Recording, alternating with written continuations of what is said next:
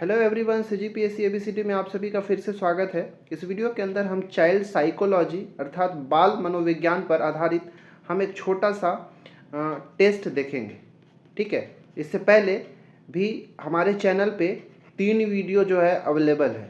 ठीक है, आपने अगर अभी तक नहीं देखा है तो आपसे मैं रिक्वेस्ट करूंगा कि एक बार जाके आप उसे भी ज़रूर देखें, बहुत आपको मदद मिलेगा। अगर आप हॉस्टल वार्डन की तैयारी कर रहे हो या फिर शिक्षक भर्ती से संबंधित जितने भी एग्ज़ाम होते हैं, चाहे सीजी टेट हो, सी टेट हो, नेट हो, जिस भी एग्ज़ाम की तैयारी कर रहे हो जहाँ पर बाल मनोविज्ञान से संबंधित प्रश्न पूछे जाते हैं, तो ये वीडियो आपके लिए इम्पोर्टेंट हो सकता है। इस वीडियो के अंदर हम एक मिनी टेस्ट देखेंगे जिसमें 20 मोस्ट इम्पॉर्टेंट MCQ आपसे टेस्ट लिया जाएगा। आपको वीडियो पॉज करना है और आंसर लगाना है और चेक करना है कि आपकी जो है कितना सही हो रहा है, और कमेंट करके बताना है कि आपका 20 में से कितना सही हो रहा है। ठीक है, जैसे कि हॉस्टल वार्डन का जो एग्ज़ाम होगा उसमें 10 मार्क्स या फिर 10 प्रश्न जो है 10 नंबर के वो बाल मनोविज्ञान से ही पूछे जाएंगे। तो इसलिए ये सीरीज़ मैं लेके आ रहा हूँ। साथ ही साथ आपको शिक्षक भर्ती में भी इम्पोर्टेंट ये होगा। अगर आप चैनल में नए हैं तो हमारे चैनल को सब्सक्राइब कर लीजिए, हमारे टेलीग्राम चैनल भी ज्वाइन कर लीजिए। चलिए टेस्ट की शुरुआत करते हैं। पहला प्रश्न है, ज़्यादा मैं डीप नहीं बताऊंगा, आपको वीडियो को पॉज करना है और आंसर लगाना है और चेक करना है कि आपका कितना सही होता है। पहला प्रश्न है कि बाल मनोविज्ञान विषय के अंतर्गत अध्ययन की जाने वाली समस्या है। मतलब कहने का कि जो चाइल्ड साइकोलॉजी के अंतर्गत किस चीज़ का स्टडी किया जाता है। विकास, मानव की मूलभूत यांत्रिकी और गतिशीलता का अध्ययन, अभिभावक बालक का संबंध, बाल्यकाल की रुचियाँ या फिर उपरोक्त सभी।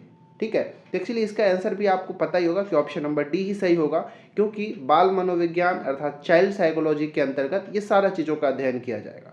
ठीक है, जो बच्चे होते हैं उनमें जो वृद्धि होती है तो उनकी भी अध्ययन किया जाता है। ठीक है, उनकी अवस्थाओं का अध्ययन किया जाता है, बाल्यकाल में बच्चों की क्या रुचियाँ होती हैं उन सब की भी, और जो पेरेंट्स होते हैं उनका बच्चों के साथ कैसा रिलेशन होना चाहिए, ठीक है, कैसा रिलेशन है, इन सारे चीज़ों का भी अध्ययन इसके अंतर्गत किया जाता है। ऑप्शन नंबर ए का भी अध्ययन किया जाता है। ठीक है, इसका आंसर ऑप्शन नंबर डी है। तो जब भी आप आंसर लगाएंगे तो एक बार ध्यान से थोड़ा चारों ऑप्शन को इसके बाद पढ़ेंगे, इसके बाद देखेंगे कि क्या सही आंसर हो सकता है। कोई ज़रूरी नहीं है कि इस टॉपिक को आप बहुत अच्छे से पढ़े रहें, क्योंकि आप थोड़ा अपने स्वयं की सूझबूझ से, विवेक से भी कुछ क्वेश्चन का आंसर आप लगा सकते हैं। ठीक है, दूसरा प्रश्न है कि जीवन की वह अवस्था जब शरीर में प्रजनन परिपक्वता संबंधी परिवर्तन होते हैं। ठीक है, मतलब जो हार्मोनल चेंज कब से शुरू हो जाता है, किस अवस्था में बच्चों के अंदर जो है हार्मोनल चेंज शुरू होने लगते हैं, और वो प्रजनन करने के लिए उनकी जो एक्टिविटी है, जो हार्मोनल चेंज शुरू हो जाता है। आपसे ये पूछा गया है प्रौढ़ावस्था में, किशोरावस्था, बाल्यावस्था या फिर शैशवावस्था। शैशवावस्था में तो होगा नहीं, बाल्यावस्था में भी नहीं होगा। इसका ऑप्शन नंबर बी सही सूटेबल होगा, किशोरावस्था। और प्रौढ़ावस्था तो बहुत लेट की बात है, किशोरावस्था से ही इस तरह की जो है परिवर्तन देखना शुरू हो जाता है। ऑप्शन नंबर बी सही है। तीसरा प्रश्न है कि बधिर बालकों द्वारा सीखी जाने वाली मानक दृश्य सांकेतिक भाषा की अनेक विशेषताएं समानता रखती है। ठीक है, जो बधिर बालक होते हैं उनको अगर सिखाना है तो उसके लिए मानक दृश्य संकेतक जो सिंबॉलिक लैंग्वेज होगा वो किसके समान होता है। चारों में से बताना है, दृश्य मुखर भाषा, उद्दीपक मुखर भाषा, श्रवण मुखर भाषा या फिर स्थानीय मुखर भाषा। कौन सा इसका सही आंसर होगा। ठीक है, तो ऑप्शन नंबर ए ही बिल्कुल सही होगा, दृश्य मुखर भाषा। ठीक है, बधिर है तो वो तो सुन तो सकता नहीं है। ठीक है, तो दृश्य मतलब विजिबल होना चाहिए, और मुखर भाषा मतलब जो लिपसिंग करके जो हम उसको समझा सके, तो इसलिए हमारा दृश्य मुखर भाषा हमारा राइट आंसर होगा, ऑप्शन नंबर ए। ठीक है, उम्मीद है आपका भी सही हुआ होगा। चौथा प्रश्न है कि वाइगोस्की के अनुसार बाल विकास किसका परिणाम है। सामाजिक अंतर संबंध का, औपचारिक शिक्षा का, आवास एवं अनुकूलता का या फिर आनुवांशिक कारकों का। किसका परिणाम स्वरूप बाल विकास होता है, इसका बताना है, क्या आंसर सही होगा। ठीक, इसका ऑप्शन नंबर ए सही है, सामाजिक अंतर संबंध। ठीक है, सामाजिक अंतर संबंध का ही परिणाम क्या होता है, बाल विकास। ऑप्शन नंबर ए वाइगोस्की के अनुसार। ठीक है ना, ये नाम को भी याद रखना है, इन्होंने ही ऐसा कहा था कि जो बाल विकास है वो किसका परिणाम है, सामाजिक अंतर संबंध का परिणाम है। पांचवा प्रश्न है कि क्रियात्मक विकास मस्तकोद्मुखी नियम विकास को बताता है। ठीक है। क्रियात्मक विकास का मस्तकधोमुखी नियम विकास को बताता है। किस चीज़ के विकास को बताता है? पैर के अंगूठे से मस्तक तक, मस्तक से पैर के अंगूठे तक, मेरुदंड से हथेली के अंगुलियों तक, या फिर मस्तक से पैर के अंगूठे तक। मतलब किस तरह का विकास दिखाता है, ठीक है, आपको ये बताना है। ऑप्शन नंबर 20 का सही है। यहाँ से आप एक्चुअली पकड़ सकते हैं, एक्चुअली में ये मस्तकोधोमुखी होता है। यहाँ पे थोड़ा टाइपिंग मिस्टेक है, मस्तकाधोमुखी कह लीजिए या फिर मस्तकोधोमुखी कह लीजिए, ठीक है, मस्तकाधोमुखी।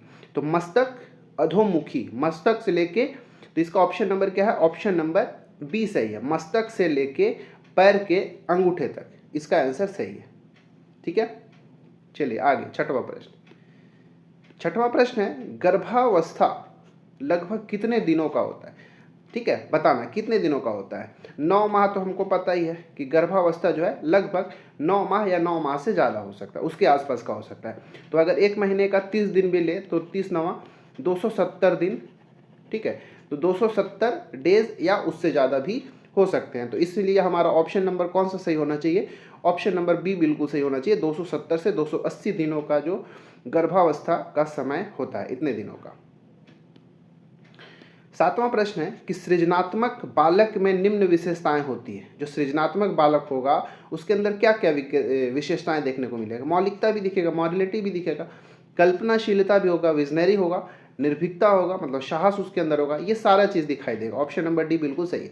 इसलिए बोलता हूँ कि जो बाल मनोविज्ञान के जो प्रश्न है उसको ऐसे ही मत छोड़ देना आप एग्जाम में कि मैंने तो पढ़ा ही नहीं है, तैयारी नहीं की, छोड़ दो। आपको करना ये है कि सारे प्रश्न जो आपसे 10-20 जितने भी प्रश्न पूछे जाएंगे, एक बार उसको ध्यान से पढ़ेंगे, ठीक है, और थोड़ा सोच समझ के आप खुद भी कुछ प्रश्नों का आंसर आप लगा सकते हैं, ठीक है। इसका आंसर ऑप्शन नंबर डी हो जाएगा। आठवां प्रश्न है कि निकट विकास क्षेत्र सिद्धांत के प्रतिपादक कौन है? निकट विकास क्षेत्र का जो सिद्धांत है इसका प्रतिपादक कौन है? पियाजे, वैगोट्स्की, मैस्लो या फिर रोजर्स, कौन इसके हैं, इसके प्रतिपादक? ऑप्शन नंबर बी सही है। याद रखिएगा ये 1 लाइनर वाला प्रश्न है, डायरेक्ट भी पूछा जा सकता है कि निकट विकास का जो क्षेत्र का सिद्धांत है वो वैगोट्स्की के द्वारा दिया गया था।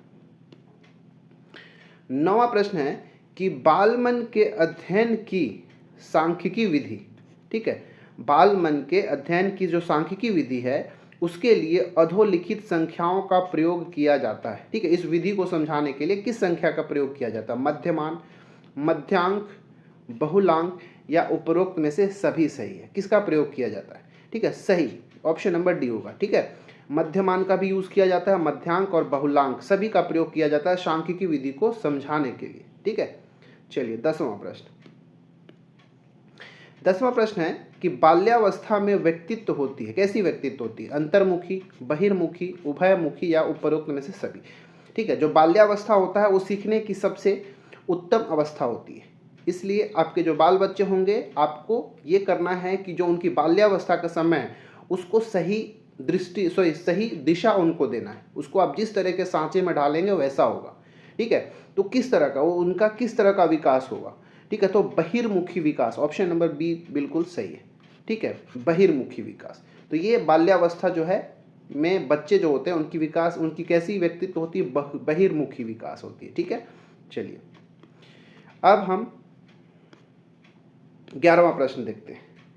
11वां प्रश्न है आप सभी के लिए कि उत्तर बाल्यावस्था में बालक भौतिक वस्तुओं के किस तत्व में परिवर्तन को समझने लगता है? केवल संख्या को, केवल द्रव्यमान को, द्रव्यमान और संख्या दोनों को, द्रव्यमान, संख्या, क्षेत्र तीनों को? बताना इसका, इसको समझ सकता है। देखिए उत्तर बाल्यावस्था में वो सभी चीज़ को समझने लगता है, क्योंकि बाल्यावस्था तो बहुत छोटी उम्र हो गई, लेकिन उत्तर बाल्यावस्था के जो लास्ट फेज होगा उसके अंतर्गत तो बहुत सारा चीज़, संख्याओं के बारे में सीख लेता है, द्रव्यमान के बारे में सीख लेता है, संख्या द्रव्यमान दोनों हो सकता है, क्षेत्र के बारे में। ये ऑप्शन नंबर डी बिल्कुल सही होगा, ठीक है।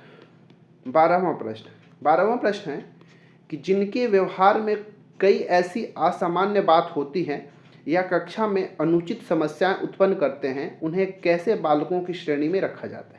ठीक है, देखिए जो बालक होते हैं उनके व्यवहार को कई कैटेगरी में बांटा जाता है, ठीक है। तो क्लास में उनका कैसा बिहेवियर है, अनुचित समस्या तो नहीं पैदा कर रहे हैं या फिर कोई असामान्य बात उसके अंदर है, तो ऐसे बच्चे को किस श्रेणी में रखेंगे? पिछड़े बालक में, मंदबुद्धि बालक में, समस्यागत बालक में या फिर प्रतिभाशील बालक में? तो इसका आंसर ऑप्शन नंबर सी आपको कौन सा आंसर होना चाहिए आपको बताना है। तो ऑप्शन नंबर सी होगा समस्यागत। ठीक है, देखिए कई बार से हमको ऐसा लगने लगता है कि यहाँ पे जो समस्या उत्पन्न करने वाला है तो कोई ज़रूरी थोड़ी है कि जो समस्यागत बालक ही होगा, इसके लिए कोई टर्मिनोलॉजी चेंज हो जाएगा, टेक्निकल यहाँ पे कोई वर्ड होना चाहिए, ऐसा लगता है। बट डायरेक्ट आंसर यही होगा कि समस्यागत बालक के श्रेणी में उसको रख देंगे। 13वां प्रश्न है कि बालक अपने वातावरण के साथ अंतरक्रिया द्वारा अपनी स्वयं की समझ का निर्माण कर लेते हैं। यह कथन किसने दिया है? ये इंपॉर्टेंट कथन भी है और आवश्यक भी है। ठीक है, जो बच्चे होते हैं वो जिस तरह के वातावरण में होंगे, जैसे लोगों के संपर्क में होंगे, उस तरह ही उनके अंदर जो अपना समझ का निर्माण भी करते हैं। यह कथन किसने कहा था? स्किनर, पावलो, पियाजे या फिर बर्ट? किसने कहा था? ठीक है, बताइए।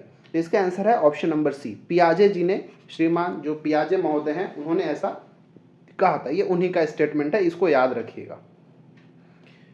14 नंबर का प्रश्न है, एक व्यक्ति के संवेगों की पहचान कैसे होती है? आनंद एवं सुख से, आत्मगौरव से, व्यक्तिक विभिन्नताओं से या उपरोक्त सभी? क्या इसका आंसर होना चाहिए? ठीक है, तो आप इसको भी टिक कर सकते हैं, ऑप्शन नंबर डी ही होगा। वो कैसा वो है? आनंद और सुख कोई भी व्यक्ति किसी भी तरीके से विभिन्नताओं से, चाहे उसकी पर्सनालिटी डिफरेंसेस हो, ठीक है, क्योंकि हर एक व्यक्ति की पहचान, उनके संवेग जो है अलग अलग होंगे, तो हम किसी भी चीज़ से हम उनको पता कर सकते हैं, चाहे अगर खुश है, दुख में है, या आत्मगौरव से, व्यक्तिक विभिन्नताओं से, सारी चीज़ों से उनके संवेगों की पहचान किया जा सकता है। ठीक है, तो ऑप्शन नंबर डी ही सही होना चाहिए। 15वां प्रश्न है कि प्रत्येक माता पिता से वंशासूत्र के कितने जोड़े प्राप्त होते हैं? वंशासूत्र मतलब कह लीजिए कि क्रोमोसोम, जो गुणसूत्र होता है ना, उसी को यहाँ पे वंशासूत्र कहा गया है। तो कितने जोड़े गुणसूत्र जो है माता पिता से बच्चों में ट्रांसफर होता है? 20 जोड़े, 21 जोड़े, 26 जोड़े, या उनमें से कोई नहीं? डी सही होगा, क्योंकि ये तो हम सब बचपन से पढ़ते आ रहे हैं कि 23 जोड़े, मनुष्य में 23 जोड़े गुणसूत्र होते हैं जो कि पेरेंट्स से उनके जो नेक्स्ट जनरेशन है उसमें ट्रांसफर होते हैं। 23 जोड़े या फिर 46, संख्याओं में 46, जोड़े में देखेंगे तो 23 जोड़े। ऑप्शन नंबर डी यहाँ पे राइट आंसर हो जाएगा।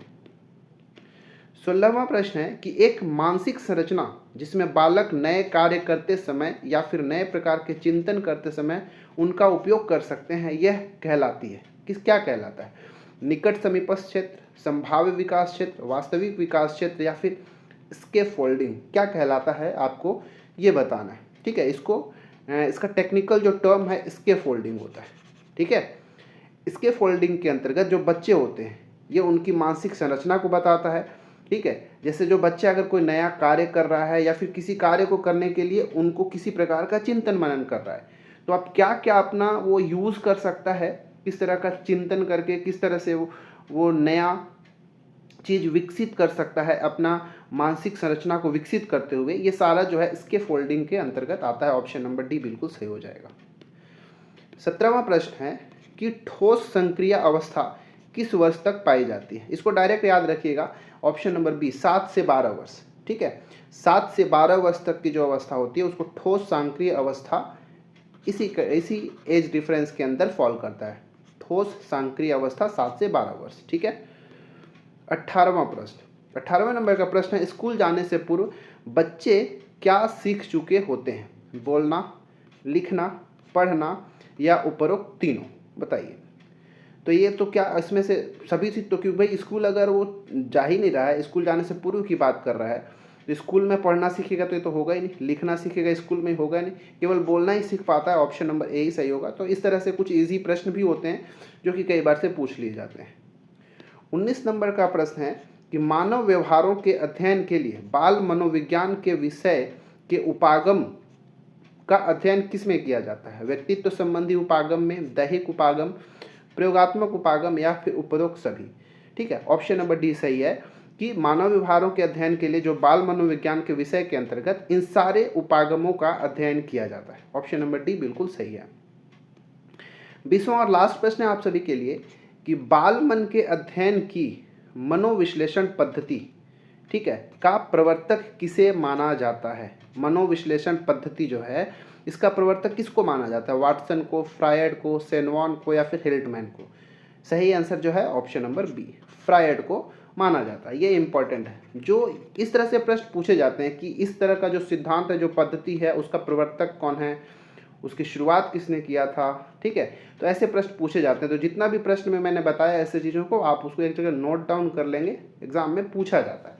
इसका आंसर हो जाएगा option number B, Freud. Freud ji के द्वारा मनोविश्लेषण पद्धति का शुरुआत किया गया था, इसीलिए उनका प्रवर्तक जो है फ्रायड को माना जाता है। ठीक है, तो 20 में से आपका कितना सही हुआ कमेंट करके ज़रूर बताएं। और हॉस्टल वार्डन की तैयारी के लिए हमारे चैनल में बहुत सारे वीडियोस अवेलेबल हैं। मैथ्स के भी लगभग 40 वीडियोस के आसपास अवेलेबल हैं, तो आप उनको जाके देख सकते हैं। टॉपिक वाइज जो है वहाँ पे चैप्टर वाइज कराया गया है, चैप्टर के अंतर्गत भी टाइप वाइज क्वेश्चन आपके लिए कराया गया है, तो आप जाके वहाँ से मैथ्स की तैयारी जरूर कर सकते हैं। और आगे भी वीडियो जो है मैथ्स के आएंगे। साथ ही साथ कंप्यूटर भी हॉस्टल वार्डन के अंदर एक बहुत इंपॉर्टेंट वेटेज रखता है। 50 प्रश्न जो है कंप्यूटर से ही पूछे जाएंगे। तो कंप्यूटर का भी वीडियो जो टेस्ट है मैं अभी लेकर आया हूँ, जल्दी एक वीडियो डाला था, तो अगर नहीं देखा तो आपने जाके देखना है। और उससे पहले कंप्यूटर का प्लेलिस्ट में जाएंगे तो वहाँ भी 20 से 25 वीडियो आपको वहाँ देखने को मिलेगा, आप उस सब को भी प्रैक्टिस कर सकते हैं। ठीक है, वैसे ही बहुत सारे प्लेलिस्ट आप जाके हमारे चैनल में देख सकते हैं, अपने जो तैयारी कर रहे हैं उसके हिसाब से। चैनल में नए हैं तो सब्सक्राइब कर लीजिए, वीडियो अच्छा लगे तो लाइक कर लीजिए और अपने दोस्तों के साथ शेयर कर सकते हैं। और हमारा जो टेलीग्राम चैनल है उसको भी ज्वाइन कर लीजिए। मिलते हैं अगले वीडियो में, इसमें इतना ही, धन्यवाद।